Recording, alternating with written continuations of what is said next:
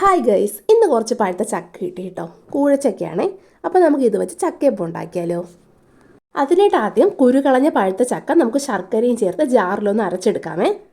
എന്നിട്ട് അതിലേക്ക് ഗോതമ്പ് പൊടിയോ അതുപോലെ തന്നെ അരിപ്പൊടിയോ ചേർക്കാം. ഞാൻ ഗോതമ്പ് പൊടിയാണ് ചേർത്തത്. അതും തേങ്ങയും ചേർത്തിട്ട് ഈ ചക്ക അരച്ചതിലിട്ട് നന്നായിട്ട് ഇളക്കി കൊടുക്കണേ.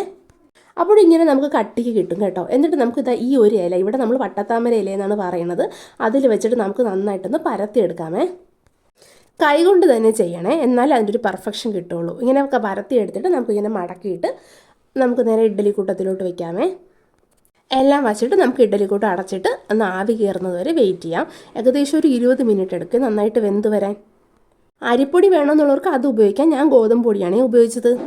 എന്നിട്ട് ഇത് നന്നായിട്ട് വെന്ത് വന്നിട്ടുണ്ടേ. ഇനി നമുക്ക് ഒന്നെടുത്ത് നോക്കാം എങ്ങനെയുണ്ടെന്ന്. നല്ല ചൂടുണ്ടായിരുന്നേ. ഇല ഇങ്ങനെ തുറന്ന് നോക്കുമ്പോൾ നന്നായിട്ട് വന്നിട്ടുണ്ടേ, നല്ല കട്ടിക്ക്. ഇത് നമുക്ക് എണ്ണയോ കാര്യങ്ങളോ ഒന്നും ഇല്ലാത്തത് കൊണ്ട് തന്നെ നമുക്ക് ഒരു ഹെൽത്തി സ്നാക്സാണ്. ഈവനിങ്ങൊക്കെ കുട്ടികൾക്കൊക്കെ നന്നായിട്ട് കൊടുക്കാമേ. അപ്പോൾ ചക്കയൊക്കെ കിട്ടുമ്പോൾ എല്ലാവരും ഒന്ന് ട്രൈ ചെയ്ത് നോക്കണേ. അപ്പോൾ ഇന്നത്തെ വീഡിയോ ഇത്രയേ ഉള്ളൂ. ഇഷ്ടപ്പെടുവാണെങ്കിൽ ലൈക്ക് ആൻഡ് സബ്സ്ക്രൈബ്. ബൈ.